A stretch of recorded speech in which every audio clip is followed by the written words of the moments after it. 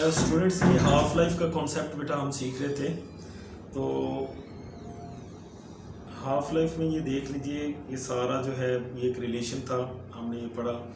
तो half life और any order of reaction is inversely proportional to initial concentration of reactant raise to the power 1 less than the order of reaction. इसमें अगर आप n zero put करें, zero order, तो यहाँ n की जगह अगर आप ज़ीरो पुट करेंगे तो ज़ाहिर बात है -1 तो ये ऊपर आएगा, इस तरह बन जाएगा। मतलब ये हुआ कि ज़ीरो ऑर्डर रिएक्शन का जो हाफ लाइफ होता है वो रिएक्टेंट की इनिशियल कंसंट्रेशन के डायरेक्टली प्रोपोर्शनल होता है। उसके बाद ये फर्स्ट ऑर्डर के लिए जो है फर्स्ट यहाँ 1 पुट करेंगे, 1 - 1 0, किसी चीज़ की पावर 0 हो तो 1 हो जाता है। तो इसका मतलब है फर्स्ट ऑर्डर रिएक्शन का जो हाफ लाइफ है वो रिएक्टेंट की इनिशियल कंसंट्रेशन पे डिपेंड ही नहीं करता। ये half life is equal to 0.693 divided by K, rate constant पे ये डिपेंड करती है हाफ लाइफ, लेकिन रिएक्टेंट की इनिशियल कंसंट्रेशन पे डिपेंड नहीं कर रही। इस तरह सेकेंड ऑर्डर के लिए यहाँ 2 पुट करेंगे तो 2 - 1 1 आ जाता है। तो मतलब सेकेंड ऑर्डर का जो हाफ लाइफ है वो रिएक्टेंट की इनिशियल कंसंट्रेशन की सिंगल पावर के इन्वर्सली प्रोपोर्शनल है। इस तरह थर्ड ऑर्डर के लिए यहाँ आप 3 पुट करेंगे, 3 - 1 तो ये, तो इसको मज़ीद भी अगर आप चाहें साइन ऑफ प्रोपोर्शनैलिटी को इक्वलिटी में तब्दील करने के लिए तो ये बन जाएगा। और ये थर्ड ऑर्डर का जो है वो ये बनता है 1.5 डिवाइडेड बाय k²। ये कुछ इनके रिलेशन बन रहे हैं जी हाफ लाइफ के, ज़ीरो ऑर्डर के लिए, फर्स्ट ऑर्डर के लिए, सेकंड ऑर्डर के लिए और थर्ड ऑर्डर के लिए, ये हमें पता होना चाहिए। दूसरी चीज़ जो है ये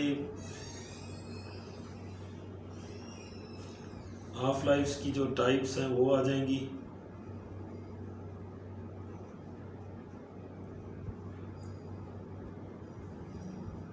रेट लॉ,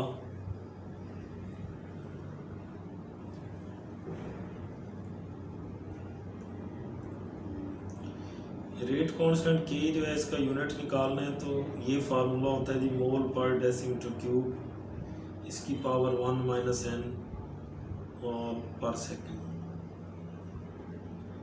और इसमें हाफ लाइफ भी for any order of reaction is inversely proportional to, और यहाँ पर हम एग्जाम्पल्स ले लेते हैं।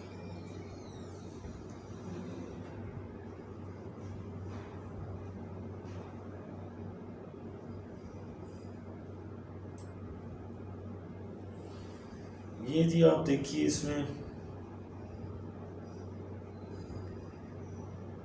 ज़ीरो ऑर्डर रिएक्शन है, फर्स्ट ऑर्डर रिएक्शन है, सेकंड ऑर्डर रिएक्शन है और ये थर्ड ऑर्डर रिएक्शन है। ज़ीरो ऑर्डर रिएक्शन के लिए जो रेट लॉ है, ये रिएक्टेंट है ना तो उसकी ज़ीरो पावर आएगी। अब जिस चीज़ की पावर 0 हो वो 1 बन जाता है, तो ये बन जाएगा इसकी रेट लॉ। फर्स्ट ऑर्डर के लिए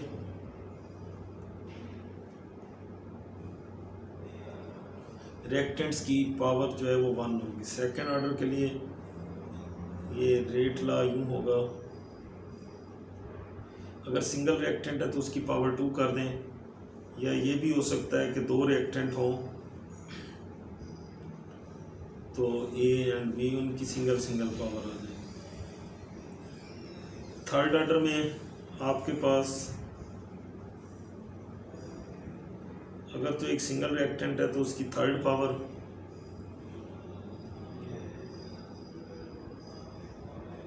ये एक रिएक्टेंट की डबल पावर है और दूसरे की सिंगल पावर है। तो थर्ड ऑर्डर यानी order of reaction rate law से हम उसको डिफाइन करते हैं कि ये जो रेट लॉ या रेट इक्वेशन होती है उसमें रिएक्टेंट्स की मोलर कंसंट्रेशन का जो पावर्स होती हैं उनका जो सम है that is known as order of reaction. अगर हम यूनिट्स ऑफ रेट कांस्टेंट के, यहाँ आपने simply order of reaction n put करना है, 0 होगा तो ये बन जाएगा जी आपके पास मोल पर डेसीमीटर क्यूब पर सेकेंड, और यहाँ सिर्फ पर सेकेंड आएगा। यहाँ अगर आप सेकेंड ऑर्डर करेंगे तो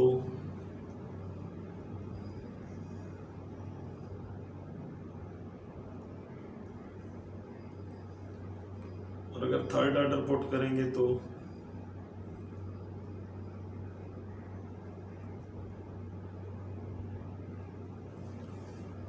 ये रेट कांस्टेंट के यूनिट हो जाएंगे।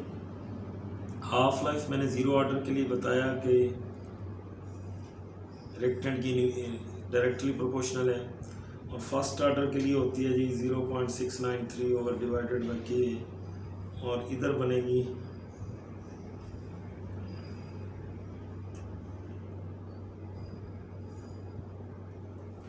हर ऑर्डर ऑफ फ्रैक्शन की जो हाफ लाइफ है, यानी ये मेन चीज़ें हाफ लाइफ है, यूनिट्स ऑफ रेट कांस्टेंट हैं, रेट ला, हर ऑर्डर ऑफ रिएक्शन के लिए ये आपसे पूछा जाएगा। एग्जांपल इधर सारे जो है photochemical reaction,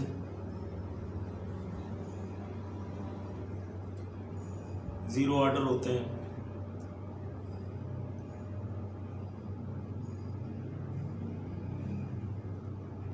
enzyme catalysed reaction जो है वो भी जीरो ऑर्डर है। फर्स्ट ऑर्डर में आपके पास आ जाती है जी combustion,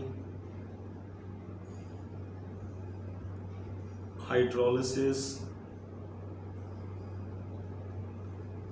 radio active decay,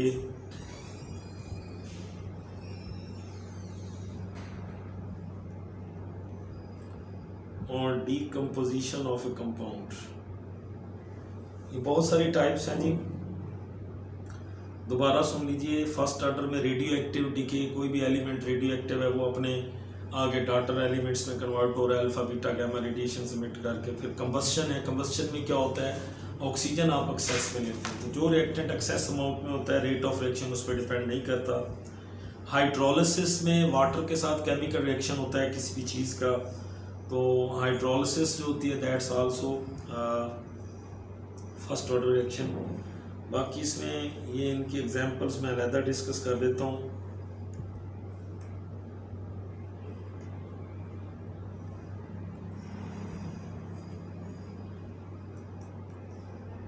combustion,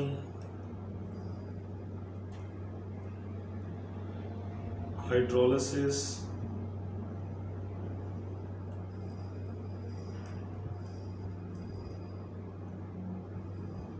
radioactive decay,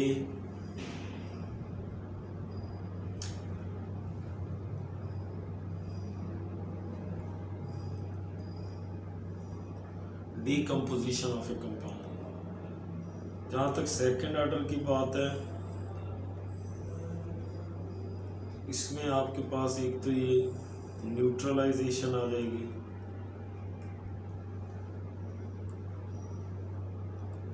redox reactions हैं सारे,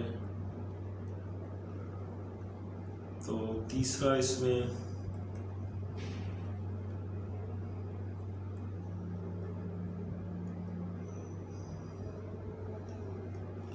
डबल डिस्प्लेसमेंट रिएक्शंस, ये सेकेंड ऑर्डर है।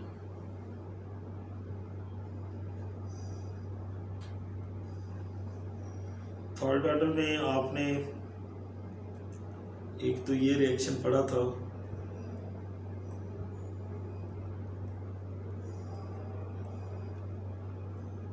दूसरा इसमें ये बुक में दिया हुआ है,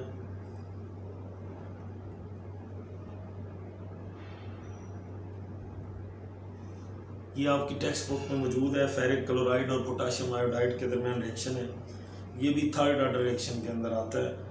तो ये मतलब कुछ जनरल एग्जांपल्स हैं। वैसे थर्ड ऑर्डर की कोई जनरल एग्जांपल नहीं है, जिस तरह ये neutralization, redox, double displacement reaction वगैरह। तो ये मैंने इनको आपको first order, second order, third order की एग्जांपल्स भी दे दी हैं। तो ये जो मैंने अभी पिछले उस पर टेबल आपको बनवाया है, इससे मतलब कोई भी ऑर्डर ऑफ रिएक्शन है उसकी रेट लॉ कैसे लिखी जाती है, उसके लिए रेट कांस्टेंट का यूनिट कैसे निकालते हैं, हाफ लाइफ और उसकी एग्जांपल्स, ये बेटा सारी आपको पता होनी चाहिए। नेक्स्ट है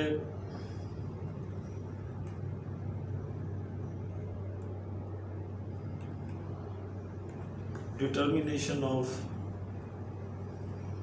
order of reaction. Order of reaction को फाइंड आउट कैसे किया जाता है, इसके लिए जो दो मेथड हम इस्तेमाल कर रहे हैं, एक तो है वही method of large access,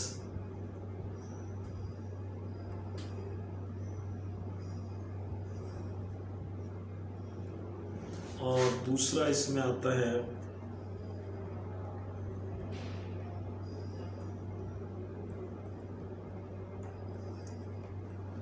half life method में ऑर्डर ऑफ रिएक्शन निकालने के लिए ना ये फार्मूला है log T1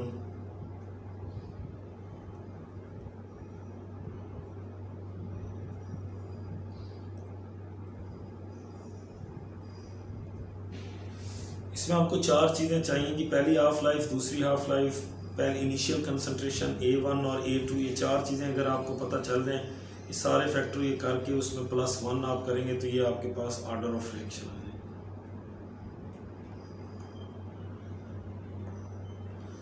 method of large access में मैंने आपको बताया था, ज़ाहिर बात है हर रिएक्शन में मोस्टली एक से ज़्यादा रिएक्टेंट्स जो हैं वो पार्टिसिपेट कर रहे होते हैं, तो हम एक वक्त में सिर्फ एक रिएक्टेंट की कंसंट्रेशन में थोड़ी थोड़ी तब्दीली करते हैं और स्टडी कर रहे होते हैं कि रेट ऑफ रिएक्शन पे उसका क्या इफेक्ट है। उस दौरान बाकी रिएक्टेंट्स की कंसंट्रेशन को हम कांस्टेंट रखते हैं। This is method of large access. ये ऑर्डर ऑफ रिएक्शन को फाइंड आउट करना, डिटरमिन करने के लिए ये वैसे तो और भी 3 मेथड हैं। एक इसमें ग्राफिकल मेथड होता है, एक इंस्पेक्शन मेथड होता है और एक डिफरेंशियल मेथड होता है। 3 मेथड और भी हैं, लेकिन जो है हमारे सिलेबस में ज़्यादातर यही मतलब 2 हैं।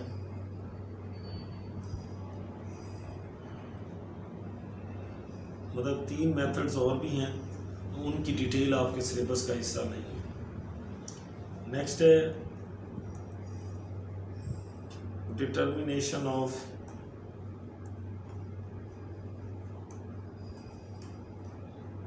Rate of reaction. Rate of reaction find out करने के लिए हमारे पास कुछ फिजिकल और कुछ केमिकल मेथड्स हैं।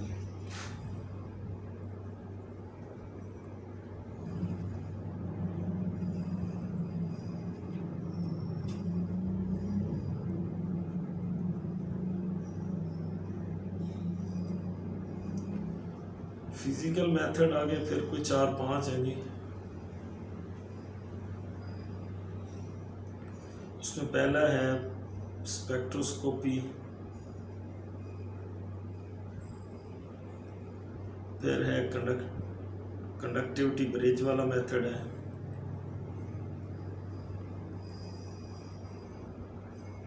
फिर रिफ्रैक्टिव इंडेक्स है,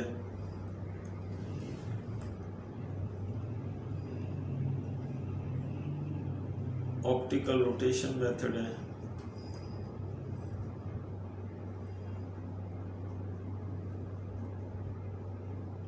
और डायलेक्ट्रोमेट्री। अच्छा, फिजिकल मेथड्स हो या केमिकल मेथड हो, दोनों में ना हम बेसिकली यूज करते हैं ग्राफ। एक्स एक्सिस पे आप टाइम लेंगे और वाई एक्सिस पे लेंगे कोई भी प्रॉपर्टी आएगी। प्रोडक्ट की वो प्रॉपर्टी जो है वो बढ़ रही होती है, आपको पता है।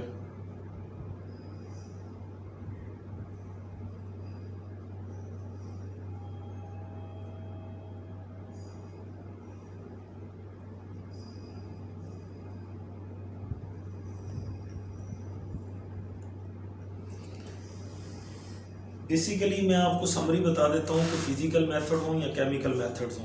फिजिकल मेथड्स में ये होता है कि आप रिएक्टेंट या प्रोडक्ट की किसी फिजिकल प्रॉपर्टी को with the passage of time monitor कर रहे होते हैं। और आपने एक रिएक्शन लगा दिया और आफ्टर फिक्स इंटरवल आप उस रिएक्शन से जो है वो सैंपल विड्रॉ करते हैं। मतलब वो फिक्स टाइम इंटरवल 5-5 मिनट का भी हो सकता है। हर 5 मिनट बाद आप उस रिएक्शन में से कुछ सैंपल विड्रॉ करेंगे और उसकी कोई ना कोई फिजिकल प्रॉपर्टी जो है वो डिटरमिन करेंगे। उस फिजिकल प्रॉपर्टी को आप एक टेबुलर फॉर्म में with the help of time जो है वो रिकॉर्ड करते हैं। एक कॉलम में टाइम लिख लेंगे, दूसरे कॉलम में आप वो प्रॉपर्टी जो भी आप मेजर कर रहे हैं फिजिकल प्रॉपर्टी, वो आप जो है वो लिखते हैं। तो फिर उन वैल्यूज़ की मदद से आप एक ग्राफ बना लेंगे। यानी वो जो प्रॉपर्टी है वो आप वाई एक्सिस पे ले लें, जो भी प्रॉपर्टी ले रहे हैं, और एक्स एक्सिस पे क्या ले लेंगे जी, टाइम ले लेंगे। तो इस तरह हम एक ग्राफ बनाएंगे। उस ग्राफ से आपने स्लोप की वैल्यू निकालनी है। तो स्लोप की जो वैल्यू आएगी वही दर हकीकत रेट ऑफ रिएक्शन की वैल्यू। ये मतलब इसकी समरी है। अगर जो केमिकल मेथड्स होंगे तो उसमें जब आपने एक रिएक्शन लगा दिया, रिएक्शन लगाने के बाद उसमें भी आप हर 5 या 10 मिनट या जो भी आप 3 मिनट्स जो भी टाइम इंटरवल आपको कन्वीनियंट हो, उस रिएक्शन मिक्सचर से आप सैंपल विड्रॉ करते रहेंगे। करने के बाद आप उसकी कोई ना कोई केमिकल प्रॉपर्टीज अगर मॉनिटर कर रहे हैं with the respect to time, तो वो फिर केमिकल मेथड्स के अंदर चला जाता है। इनकी फिजिकल मेथड्स की मैं थोड़ी सी एक समरी आपको टेबुलर फॉर्म में बता देता हूँ। मेथड कौन सा है?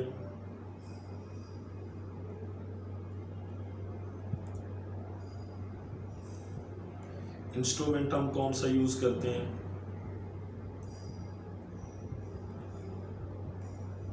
प्रॉपर्टी कौन सी मेजर करेंगे? और एग्जांपल्स।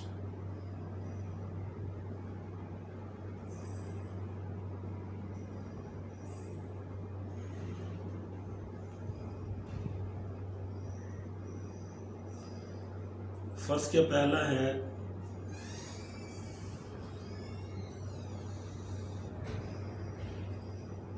स्पेक्ट्रोस्कोपी, दूसरा मेथड है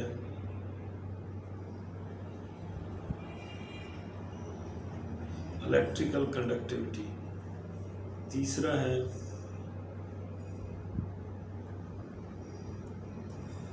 ऑप्टिकल रोटेशन, चौथा है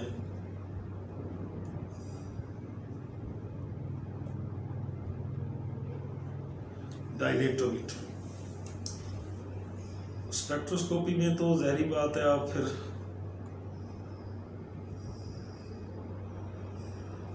स्पेक्ट्रोफोटोमीटर इस्तेमाल होते हैं। प्रॉपर्टी यहाँ आप अब्जॉर्प्शन मेजर करेंगे,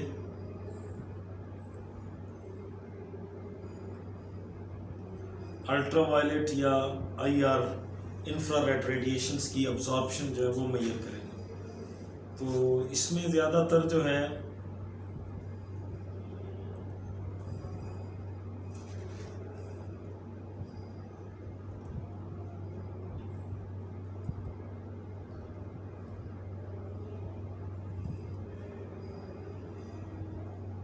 हर ऑर्गेनिक मॉलिक्यूल में कोई ना कोई फंक्शनल ग्रुप होता है, और हर फंक्शनल ग्रुप की अब्जॉर्प्शन रेंज जो होती है वो स्पेसिफिक होती है, क्योंकि उनके अंदर तमाम ऑर्गेनिक मॉलिक्यूल जिनके अंदर फंक्शनल ग्रुप, ख़ास तौर पर ये अनसैचुरेटेड ग्रुप जो हैं जिस तरह डबल ट्रिपल बॉन्ड वगैरह आते हैं या अल्कोहलिक ग्रुप वगैरह, कार्बोक्सिल ग्रुप है, तो हर फंक्शनल ग्रुप को ना हम बोलते हैं यहाँ क्रोमोफोर।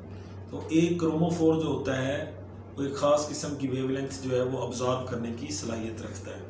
तो ये ज़्यादातर इसमें ऑर्गेनिक मॉलिक्यूल्स आते हैं। स्पेक्ट्रोफोटोमीटर हम इंस्ट्रूमेंट, यानी हर 5 मिनट बाद रिएक्शन आपने लगा दिया है, अगर आपके रिएक्टेंट्स ऑर्गेनिक नेचर के हैं, उनके अंदर कोई फंक्शनल ग्रुप है, तो फिर ये वाला मेथड स्पेक्ट्रोस्कोपी वाला हम यूज़ करेंगे।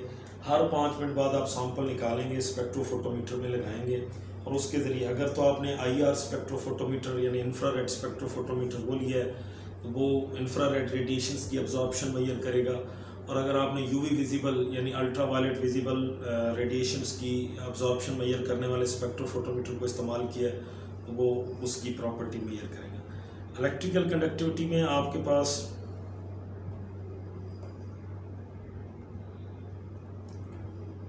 ये कंडक्टिविटी ब्रिज है, व्हीटस्टोन ब्रिज भी आपने पढ़ा होगा, ये इंस्ट्रूमेंट का नाम है, और प्रॉपर्टी यहाँ यही है कंडक्शन।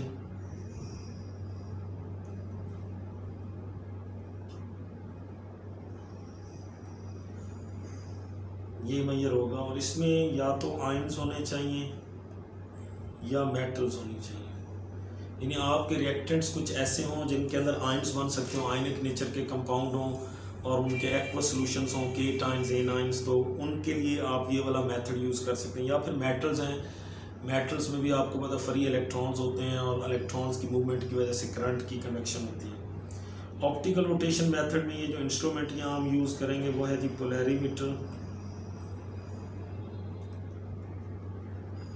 और प्रॉपर्टी है जी ऑप्टिकल एक्टिविटी।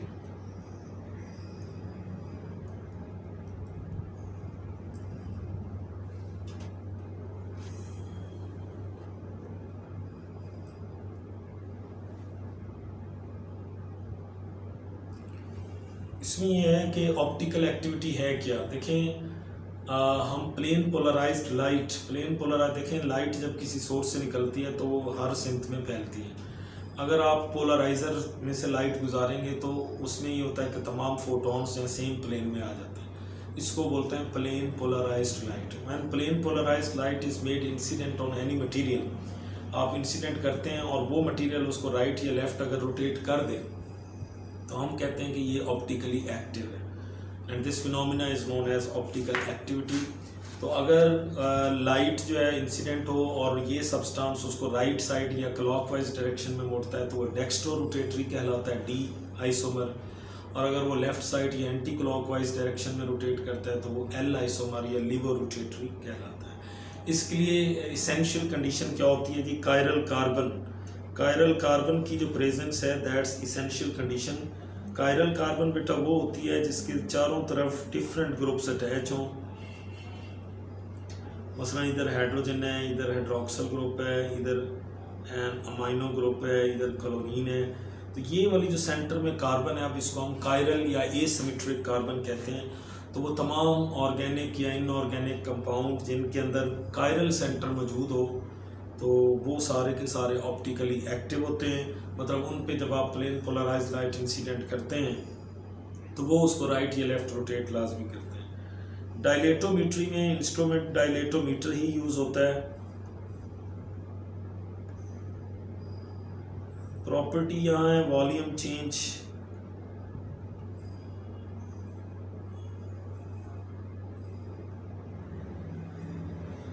डेल्टा वी, ये हम मेजर करेंगे। तो इसमें ज़्यादातर ये सॉल्यूशंस यानी वो रिएक्टेंट या प्रोडक्ट जो सोल्यूशन फॉर्म में आप यूज़ करते हैं, तो सॉल्यूशंस में अक्सर ये तो ऐसा होता है कि वॉल्यूम में चेंज आ जाता है। मतलब आपके रिएक्टेंट्स हैं, उनका टोटल वॉल्यूम बन रहा है 150 मिलीलीटर ना, तो उन्होंने आपस में रिएक्शन किया, प्रोडक्ट बनाया। प्रोडक्ट का वॉल्यूम 150 की बजाय 151 भी हो सकता है या 149, थोड़ा बहुत कम भी हो सकता है। तो वो रिएक्शंस जहाँ रिएक्टेंट और प्रोडक्ट के वॉल्यूम में चेंज आ रहा हो तो चेंज तो आना ही आना है, क्योंकि रिएक्टेंट्स का वॉल्यूम को जब भी कोई रिएक्शन होता है रिएक्टेंट्स का वॉल्यूम कम हो रहा होता है और प्रोडक्ट का वॉल्यूम बढ़ रहा होता है। तो वॉल्यूम चेंजेस को मेजर करना है तो ये डायलेटोमीट्रिक मेथड जो है वो यूज़ होता है। एक पांचवा मेथड भी है जी, वो है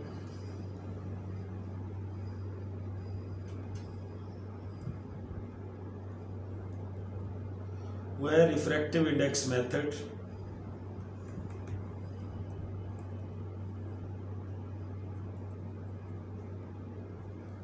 इसमें हम जो इंस्ट्रूमेंट यूज करेंगे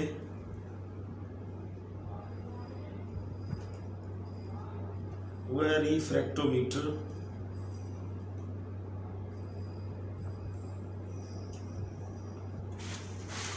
प्रॉपर्टी यहाँ जो मेजर हो रही है वो डेफिनेटली रिफ्रैक्टिव इंडेक्स मेजर हो रहा है। रिफ्रैक्टिव इंडेक्स को म्यू से आप रिप्रेजेंट करते हैं और इसका फार्मूला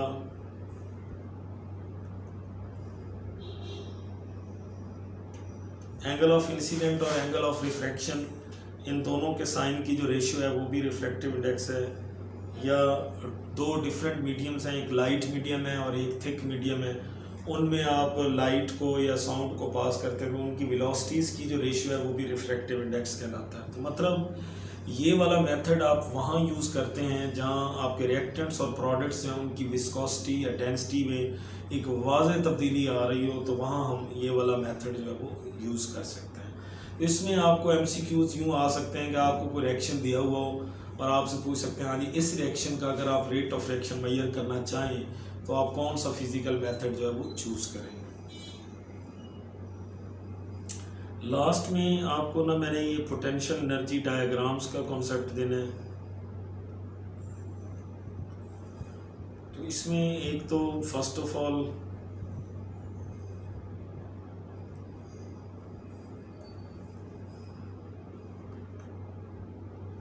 एक्सोथर्मिक रिएक्शन के लिए you know enthalpy of reactants जो है that's greater then enthalpy of product.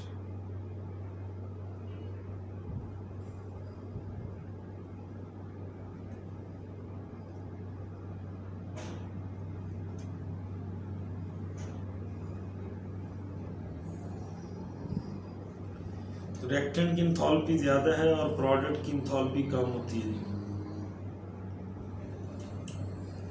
ये वाली जो लाइन है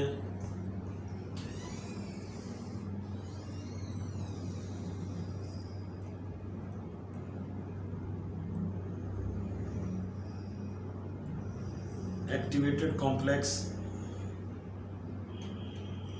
तो रिएक्टेंट्स को ये एक्टिवेटेड कॉम्प्लेक्स बनाने के लिए जो एनर्जी रिक्वायर होती है उसको हम एनर्जी ऑफ एक्टिवेशन कहते हैं। ये तो है कि अगर आप फॉरवर्ड रिएक्शन चला रहे हैं और रिएक्टेंट और प्रोडक्ट की इंथैल्पी में ये जो चेंज होता है इसको हम डेल्टा एच कहते हैं। इसी रिएक्शन को अगर आपको रिवर्स चलाना पड़ जाए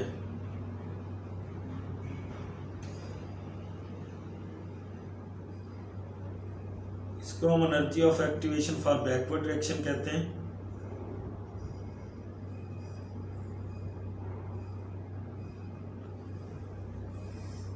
तो ये EF stands for energy of activation for forward reaction.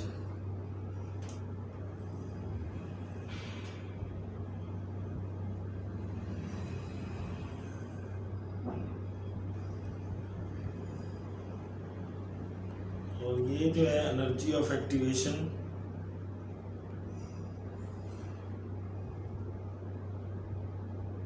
For backward reaction. Backward reaction की एनर्जी ऑफ एक्टिवेशन और फॉरवर्ड रिएक्शन की एनर्जी ऑफ एक्टिवेशन। तो इसमें ज़रा आप गौर कीजिए, एक्सोथर्मिक रिएक्शन में इस ग्राफ में एक्स एक्सिस पे होता है RC और वाई एक्सिस पे होता है जी potential energy. RC stands for reaction coordinates.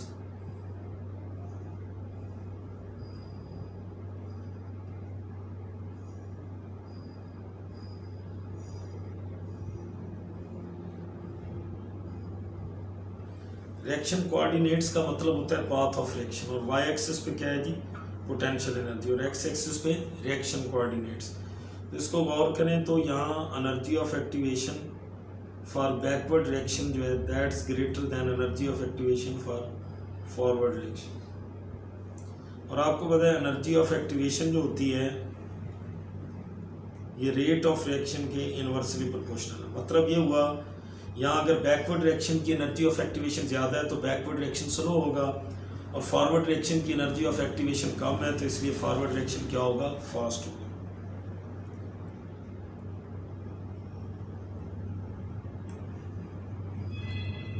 Endothermic reaction जो है उसके लिए कैसे बनाएंगे जी पोटेंशियल एनर्जी डायग्राम।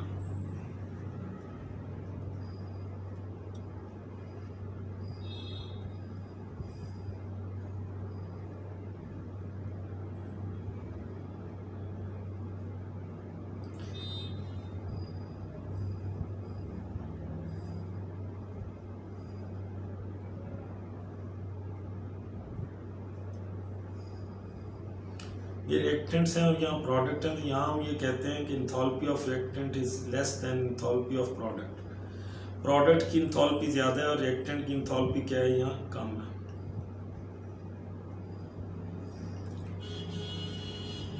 ये activated complex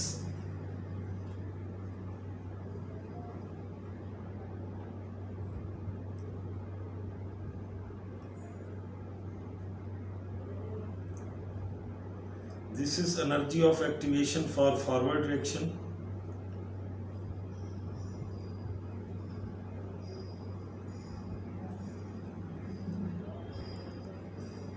energy of activation for backward reaction. ये भी यहाँ देखिए फॉरवर्ड रिएक्शन की एनर्जी ऑफ एक्टिवेशन यहाँ ज़्यादा है और बैकवर्ड की कम है, और ये इन दोनों का रिएक्टेंट और प्रोडक्ट की इंथैल्पीज का जो डिफरेंस है वो डेल्टा एच कहलाता है। तो यहाँ क्योंकि फॉरवर्ड रिएक्शन की एनर्जी ऑफ एक्टिवेशन ज़्यादा है इसका मतलब फॉरवर्ड स्लो होगा, और बैकवर्ड रिएक्शन की एनर्जी ऑफ एक्टिवेशन कम है तो इसलिए यहाँ बैकवर्ड रिएक्शन जो है वो फास्ट होता है। ये जो चैप्टर था हमारा केमिकल काइनेटिक्स का जो यूनिट था, तो उसका ये लास्ट आर्टिकल था एक्सोथर्मिक एंडोथर्मिक रिएक्शन के लिए एनर्जी प्रोफाइल्स, या जिसको हम पोटेंशियल एनर्जी डायग्राम्स कहते हैं, वो हम किस तरह से ड्रॉ करते हैं, ये भी सारा हमें पता चल गया जी। नेक्स्ट इसमें